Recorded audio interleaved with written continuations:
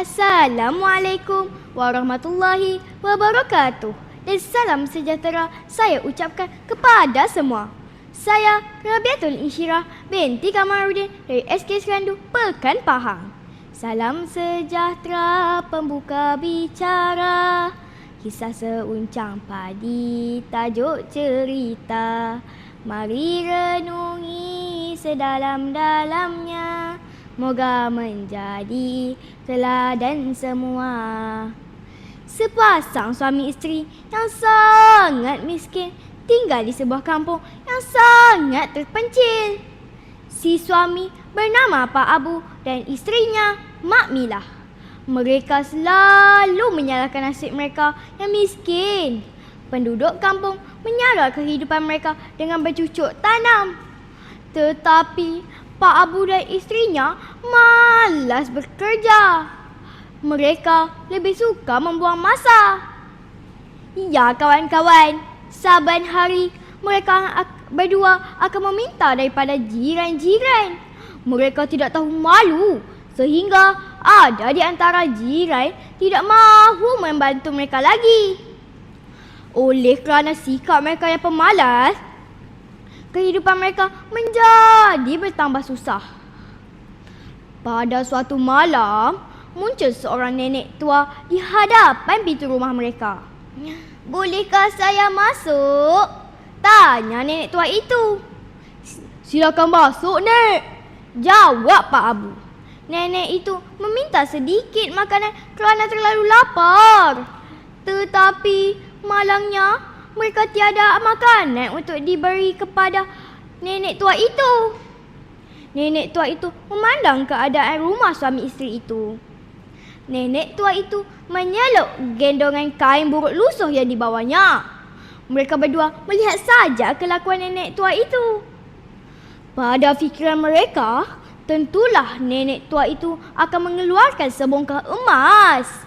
Cuba kawan-kawan teka apa yang diberikan oleh nenek tua itu kepada mereka. "Nah, ambil uncang ini. Insya-Allah ia boleh menjadikan kamu kaya," kata nenek tua itu. "Pagi esok kamu taburlah isi uncang ini di belakang rumah. Sudah pasti kamu menjadi kaya raya," pesan nenek tua itu sebelum pulang. Pada keesokan harinya, mereka telah membuka uncang tersebut. Mereka berasa kecewa kerana di dalam uncang ini hanyalah padi kering. Tanpa berlengah lagi, mereka menabur padi itu di belakang rumah. Tidak lama kemudian, anak padi mulai tumbuh. Alangkah terkejutnya mereka apabila padi itu berbuah dan menguning. Setelah padi masak, mereka pun menuainya.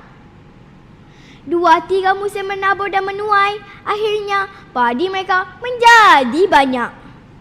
Semenjak hari itu, kehidupan Pak Abu dan isterinya tidak lagi miskin. Mereka telah menjadi kaya dengan menjual padi. Mereka sering membantu dan memberi makan kepada penduduk kampung yang miskin. Lama-kelamaan, sikap Pak Abu dan Mak Milah mula berubah. Mereka menjadi tamak dan tidak suka bersedekah kepada orang yang susah atau miskin. Sebaliknya, mereka mengambil kesempatan untuk merampas harta penduduk kampung. Kawan-kawan tahu apa kesudahan cerita ini? Ya kawan-kawan, pada malam itu mereka tidur dengan nyenyak tanpa menduga apa yang akan terjadi keesokannya.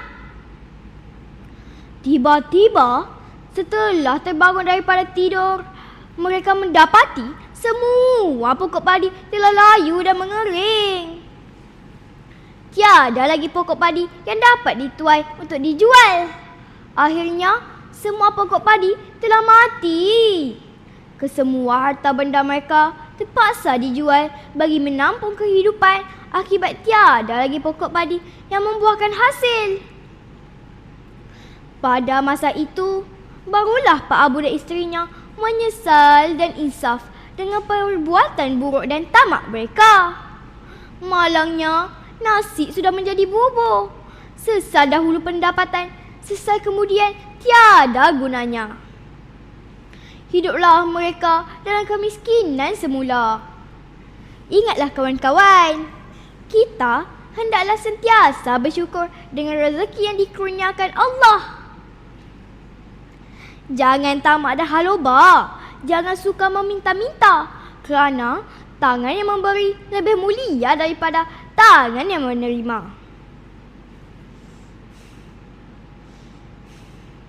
Rajinlah berusaha untuk mencapai kejayaan dalam hidup, dan apabila kita telah kaya, jangan lupa menderma atau bersedekah kepada orang susah. Bak kata pepatah Melayu, kalau dapat memandang bulan, jangan lupa rumput di bumi. Kita jangan lupa tentang asal-usul sendiri, terutama apabila telah menjadi kaya. Bunga dedap di atas para, anak dusun pasang pelita. Kalau tersilap, tutur bicara. Jemari disusun, maaf dipinta. Sekian, terima kasih. Wabillahi taufiq wal hidayah. Wassalamualaikum warahmatullahi wabarakatuh.